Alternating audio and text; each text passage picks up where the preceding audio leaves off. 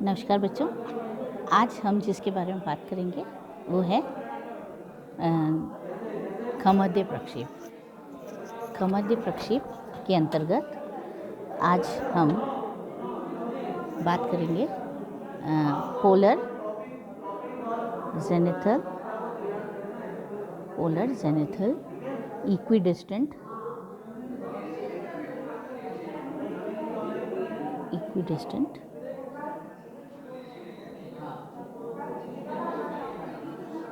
Projection. ठीक है, जैसा कि ये नाम बता रहा है, ये है ध्रुवीय खमध्य समदूरस्थ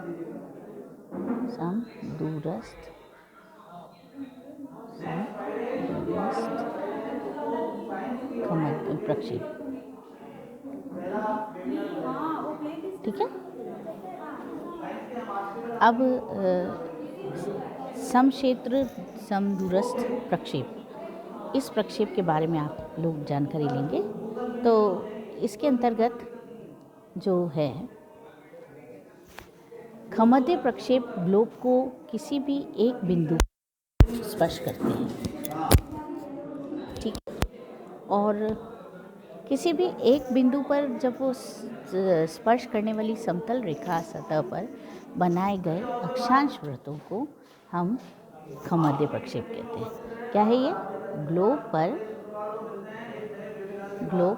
को किसी भी एक बिंदु पर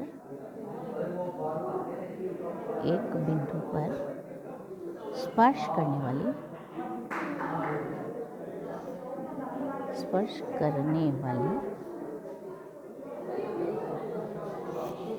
समतल सतह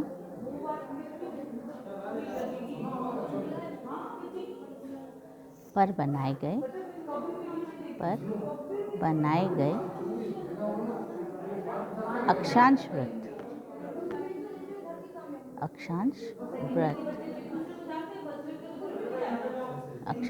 अक्षांश व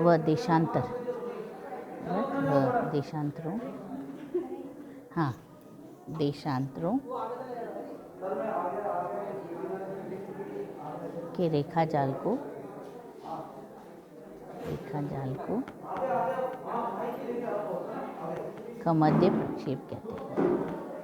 खमध्य प्रक्षेप कहते हैं। ठीक है, अब इसमें आपको समझ आ गया होगा खमध्य प्रक्षेप क्या है। ठीक है, अब हम बात करते हैं कि समध्य प्रक्षेप में जनरली हम कल्पना करते हैं कि जैसा ये नाम बता रहा है, ये है ध्रुवीय केस। कैसा है ये? ध्रुवीय केस, यानी कि पोलर केस, है ना। ध्रुवीय खमध्य बनाना है आपको, क्वेश्चन जो दिया हुआ है उसके हिसाब से। तो इसमें किसी भी एक ध्रुव पर प्रक्षेपण तल पड़ा हुआ है। ठीक है, चाहे वो उत्तर ध्रुव पर है, चाहे वो दक्षिण ध्रुव पर, किसी भी एक ध्रुव पर प्रक्षेपण तल बना हुआ है। और जो पोल है, ध्रुव है, वो अंदर है इसके ऊपर, और इस तरह से इसकी रेखाएं हैं, देशांतर रेखाएं। ठीक है, और अंदर ये इस तरह से, तो ये आकार में ये आपका बनेगा। ठीक है, अब अपन बनाना शुरू करते हैं। पहले अपन क्वेश्चन देखते हैं कि उत्तरी गोलार्ध के लिए गोलार्ध को प्रदर्शित करने के लिए एक ध्रुवीय समदूरस्थ प्रक्षेप की रचना कीजिए। और प्रक्षेप में RF कितना दिया हुआ है? RF है 1:200 मिलियन। ठीक है, और रेखांतराल इंटरवल कितना दिया हुआ है? 30 डिग्री। ठीक है, तो अब हमको वो R निकालना है। तो इसको हम 635, क्योंकि हमको सेंटीमीटर्स में निकालना है, इसलिए हम 635 से वो भाग देंगे इसको, तो कितनी आ रही है स्केल? ये 3.17 सेंटीमीटर्स। ठीक है, अब इसके लिए हम छोटा डायग्राम बना लेते हैं। 3.17 लाइन की आप ये रेखा लेंगे। ठीक है, ये O, A और ये B, 3.17 सेंटीमीटर, और इसको एक चाप से काट देंगे। अंतराल आपने, क्योंकि आपको देशांतर रेखाएं बनानी है, तो अंतराल कितनी दिया हुआ है? 30 डिग्रीज का दिया हुआ है ना, 30 डिग्रीज का दिया हुआ है। तो आपने ये 30 डिग्रीज का एक ये ले लिया, जिसको आपने C मार्क कर दिया। ठीक है, अब चूँकि बड़ा स्केल पे अपने को बनाना है, तो आप अच्छी तरह से अपने ज्योमेट्री बॉक्स की सहायता से अच्छी तरह से लेके बनाएंगे। मेरे पास यहाँ पर अभी ज्योमेट्री बॉक्स नहीं है और मैं स्क्रीन पे ही काम कर रही हूँ, तो इस पेन से स्लिप होता है, तो आप इसको अच्छी तरह से लेकर के बनाएंगे। पहले आप इसमें वाई एक्सेस और एक्स एक्सेस पे इस तरह से लाइन खींच लेंगे।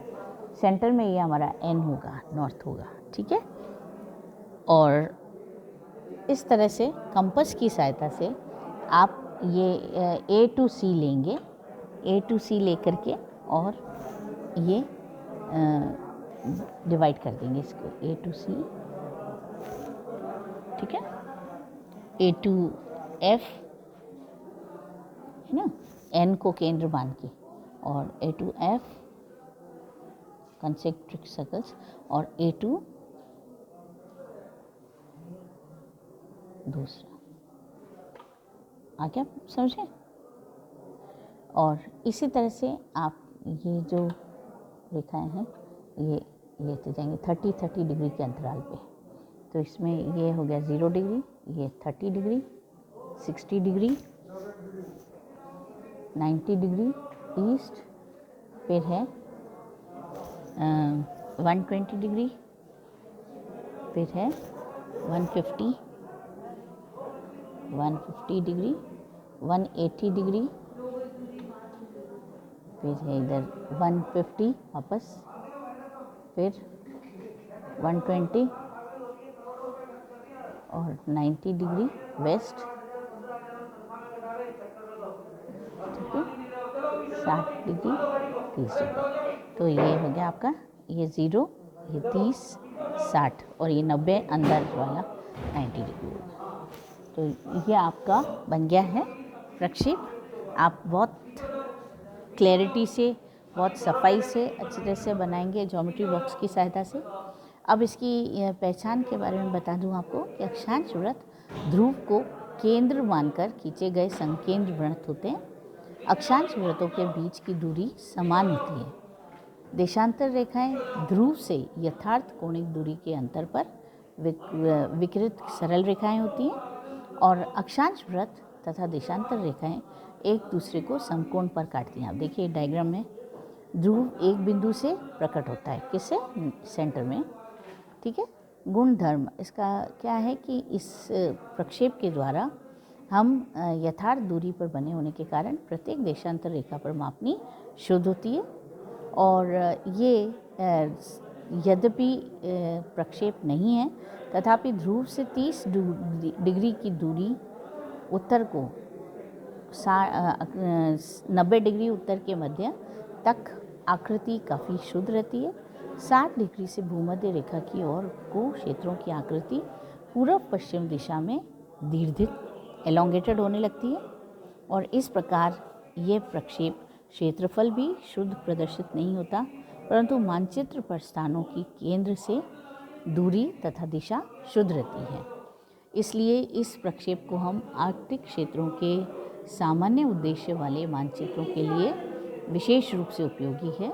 इसके अतिरिक्त ध्रुवीय अन्वेषण एवं ध्रुवीय नौ संचालन से संबंधित मानचित्रों के लिए भी इस प्रक्षेप का प्रयोग किया जाता है।